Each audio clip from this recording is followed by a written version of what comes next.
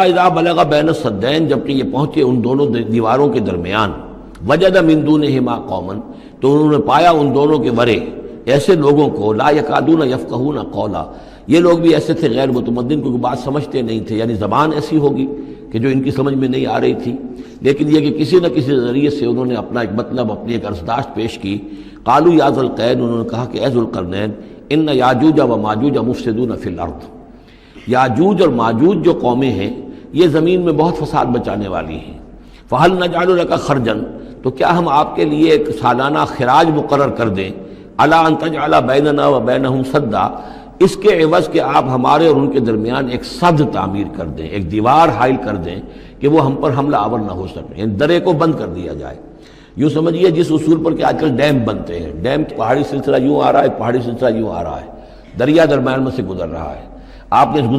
گزرگاہ پر ایک دیوار کھڑی کر دی تو یہ گویا کہ ایک آرٹیفیشل لیک کریٹ ہو گئی، پانی یہاں جمع ہو رہا ہے۔ تو اگر پہاڑی سلسلے دو چل رہے ہوں، ان کے درمیان جو راستہ ہے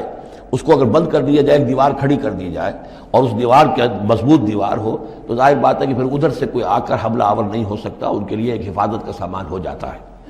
یہاں یہ سمجھ لیجئے کہ یاجوج ماجوج سے کیا مراد ہے۔ حضرت یافس علیہ السلام، جو تین بیٹے تھے حضرت نوح علیہ السلام کے، سام، حام، یافس، سامی نسل کے بارے میں تو ہم نے بہت کچھ سمجھ لیا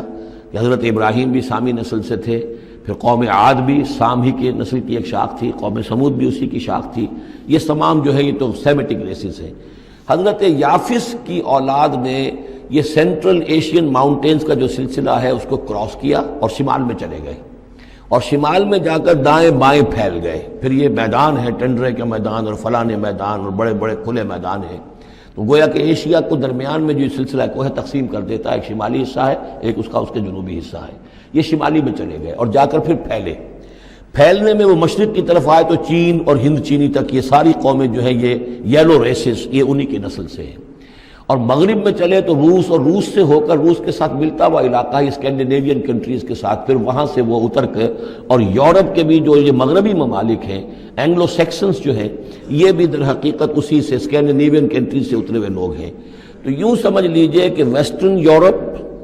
اور ایسٹرن یورپ کا بھی خاص طور پر شمالی علاقہ، اور پورا یہ روس کا علاقہ، اور پورا صحرائے گوبی، اور پورا چین، اور وہاں تک جو ہے ہند چینی تک، یہ یافس کی نسل ہے۔ یافس کے جن بیٹوں کے نام تورات میں آئے ہیں، کئی نام ہیں، وہ کوئی ایک دو نہیں، ان میں گوگ اینڈ میگوگ بھی ہے، توبال بھی ہے، موسک بھی ہے، موسک ایک شخص کا نام ہے،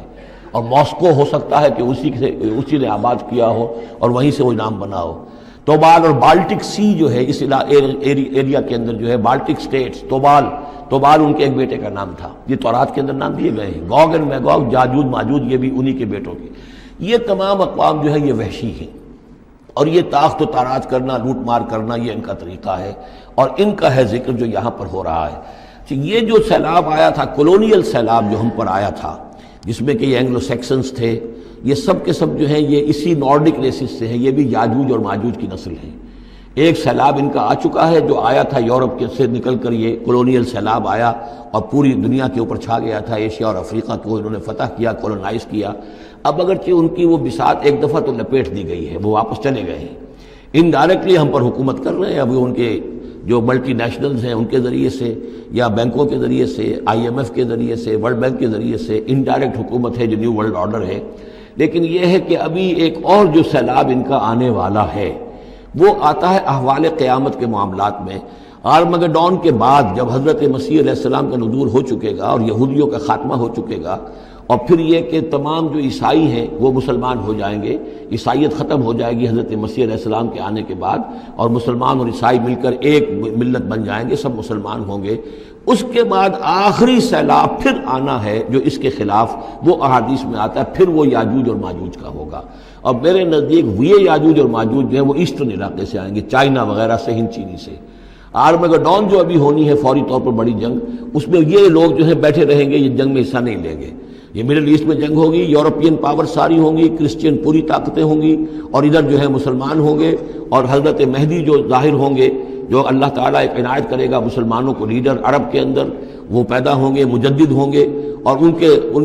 ذریعے سے عرب کے اندر ایک اسلامی حکومت بھی قائم ہوگی، لیکن ان کے لیے مدد کے لیے خراسان کے علاقے سے فوجیں آئیں گی، مشرق سے آئیں گی، اور یہ علاقہ جو ہے وہ ہے جو ہمارے قریب ہے اور ہم بھی اسی علاقے میں ہیں۔ اللہ تعالی ہمیں توفیق دے کہ یہاں وہ ہم پہلے اس نظام میں خلافت قائم کریں، تاکہ یہاں سے پھر فوجیں جائیں اور حضرت مسیح کے ساتھ ہو کر اور حضرت مہدی کے ساتھ ہو کر عیسائیوں اور یہودیوں کے ساتھ جنگ کریں، اور بالآخر پھر یہ کہ پوری دنیا میں اسلام کا بول بالا ہوگا۔ لیکن جب یہ ہو چکے گا، اس کے بعد ایک سیلاب پھر آئے گا یاجوج اور ماجوج کا۔ تو یہ چونکہ پوری ایک سلسلہ ہے، ایک نسلیں ہیں اس کے اندر بہت سی، تو ان میں چونکہ تفسیری اعتبار سے بہت سی باتیں جو ہے مختلف آراء بھی سامنے آئیں گی، تو میں نے جو رائے میری ہے وہ آپ کے سامنے بیان کر دی ہے۔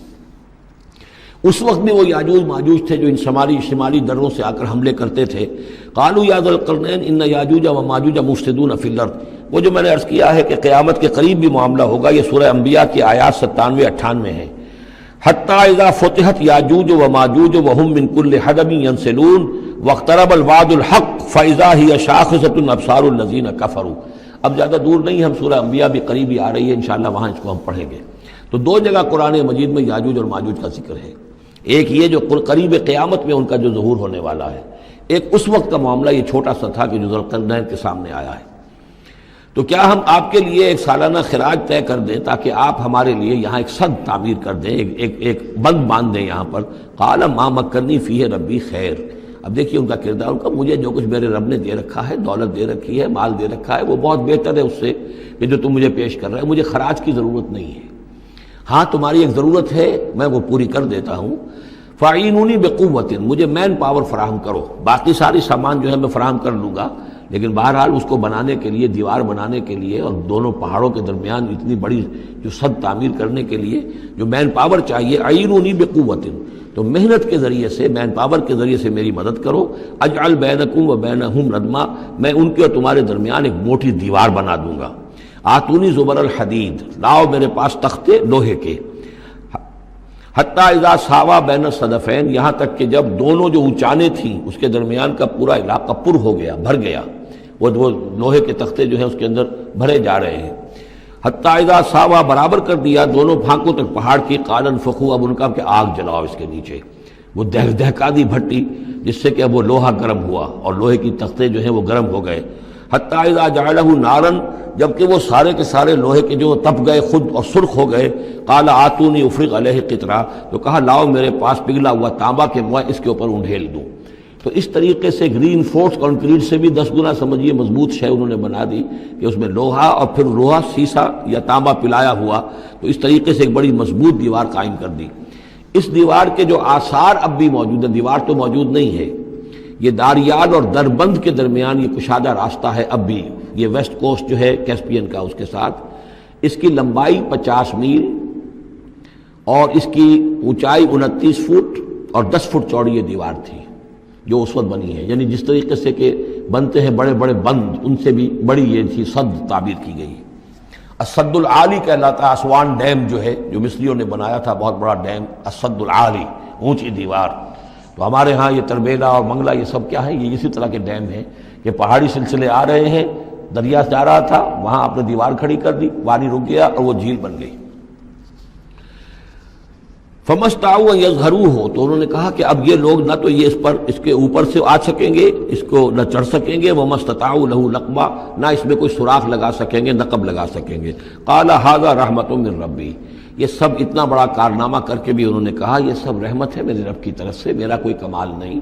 یہ سب اللہ کی طرف سے ہے۔ فَإِذَا جَاءَ وَعْدُ رَبِّي، اور جب میرے رب کا وعدہ آئے گا، جَعَلَهُ دَكَّا، وہ اس پوری دیوار کو جو ہے ریزہ ریزہ کر دے گا، ختم ہو جائے گی دیوار۔ اب وہ دیوار وہاں موجود نہیں ہے، وہ ختم ہو چکی ہے امتداد زمانہ سے، اب اس کے کوئی آثار باقی نہیں رہے، بس آثار معلوم ہو جاتے ہیں کہ یہاں وہ دیوار ہوتی تھی، جس سے یہ میں ڈائمنشنز آپ کو دیے ہیں۔ وَكَانَ وَعْدُ رَبِّي حَقًّا، اور میرے رب کا وعدہ جو ہے وہ حق ہے، سچ ہے، پورا ہو کر رہے گا۔ وَتَرَكْنَا بَعْضَهُمْ يَوْمَئِذٍ يَمُوجُ فِي بَعْضٍ، اب جب یہ وقت آئے گا اللہ تعالیٰ کا قیامت کا وقت، تو ہم چھوڑ دیں گے اس روز ان کو، یہ ایک دوسرے میں گتھم گتھا ہو جائیں گے۔ یہ جو کچھ ہونے والا قرب قیامت سے پہلے، جس قسم کے لشکر آنے ہیں اور جیسی جنگیں ہونی ہیں، اور یہ جو یاجوج ماجوج جب آئیں گے تو آتا ہے احادیث کے اندر کہ پورے دریا اور پورے سمندر پی جائیں گے، ہر چیز کھا جائیں گے. اور یہ معلوم ہوتا ہے کہ یہ چینیوں کے ہاں تو خاص طور پر سانپ بچھو جو شے ہو، کتا بلی، ہر شے چٹ کر جاتے، کوئی شے نہیں چھوڑتے. اور میں سمجھتا ہوں کہ شاید آدم خور بھی ہو یہ کہ کسی وقت میں جب ان کو ضرورت پڑے تو آدمی کو بھی کھا جائیں، جو کتے کو، بلی کو، سانپ کو، بچھو کو، ہر چیز کو کھا جاتے. تو ان لوگوں کا معاملہ جو ہے واقعتاً یہ جب ابھی تو ذرا رکے ہوئے ہیں، کنٹینڈ ہے ایک طرح سے، لیکن ایک وقت میں ان کا بند کھلے گا. اور چونکہ پھر یہ جو ہے تمام چاروں طرف ان کے پہاڑ ہیں، ہر پہاڑ کی اونچائی پر سے من کل حدب ینسلون نیچے اترتے ہوئے نظر آئیں گے. اور یہ نقشہ بعین ہی اسی طرح اخبارات میں آیا تھا جب 62 میں وار ہوئی ہے نیفا میں، جو ہندوستان کا مشرقی جو علاقہ تھا جہاں کے چین اور بھارت کی جنگ ہوئی ہے، تو اس کے الفاظ جو اخبارات میں آئے تھے، waves after waves of Chinese soldiers were coming down the slopes, لہروں کی طرح، موجوں کی طرح چلے آئے. ان کے اتنے آدمی ہیں، ان کا تو کہنا یہ ہے کہ تم سب کے سب ہلاک ہو جاؤ گے، ہمیں تم ہلاک نہیں کر سکتے، ہم تو چیونٹیوں کی طرح جو ہے بلوں کے اندر گھس جائیں گے. ایٹمک وارفیئر کے بعد تمہارا تہس نہس ہو جائے گا، ہمارا کچھ نہیں بگڑے گا، ہم پھر نکلیں گے اور پوری دنیا کو فتح کریں گے، وہ یہ کہتے ہیں. اور معلوم ہوتا ہے کہ واقعتاً آخری جو بھی اس دنیا کا اللہ تعالیٰ نے جو بھی ایک نظام سوچا ہوا ہے، اس میں جو قیامت سے پہلے کا سب سے بڑا واقعہ پھر یاجوج و ماجوج کا ظہور ہوگا وہ. لیکن یہ کہ اس کا یہ مطلب نہیں ہے کہ جو پہلے ہوا ہے وہ نہیں ہے، اس سے پہلے بھی یاجوج ماجوج اگر آج سے 2500 سال پہلے کا معاملہ بھی ہے تو آج سے چند سو سال پہلے کا بھی ہو سکتا تھا. یہ کسی یعنی ایک پورے یوں سمجھیے نسل کا نام ہے. وَتَرَكْنَا بَعْضَهُمْ يَوْمَئِذٍ يَمُوجُ فِي بَعْضٍ وَنُفِخَ فِي الصُّورِ، اور پھر سور میں پھونکا جائے گا. فَجَمَعْنَاهُمْ جَمْعًا، اور پھر ہم ان سب کو جمع کر لیں گے. وَعَرَضْنَا جَهَنَّمَ يَوْمَئِذٍ لِلْكَافِرِينَ عَرْضًا، اور اس روز ہم جہنم کو سامنے لے آئیں گے کافرین کے سامنے. یہ ہے تمہارا انجام، یہ ہے تمہارے لیے جو ہم نے تیار کیا ہے. الذین کانت اعینہم فی غطاء عن ذکری، وہ لوگ کہ جن کی نگاہیں ہمارے ذکر سے کوری ہو چکی تھیں، پردہ پڑا ہوا تھا ان پر، ہم یاد نہیں تھے، بس دنیا سامنے تھی. مسبب الاسباب کو بھول گئے تھے، اسباب پر سارا بھروسہ تھا. مادی اسباب و وسائل، مادی نعمتیں، مادی مال و اسباب، مادی چیزیں جو ہیں، یہیں کی چمک دمک، یہیں کی رونقیں، یہیں کی شان اور شوکت، اسی کے پیچھے پڑے ہوئے تھے. وَكَانُوا لَا يَسْتَطِيعُونَ سَمْعًا، اور وہ سماعت سے بھی بہرہ مند نہیں رہے تھے، اب سن بھی نہیں سکتے تھے، حیوانوں کا سا سننا سنتے تھے.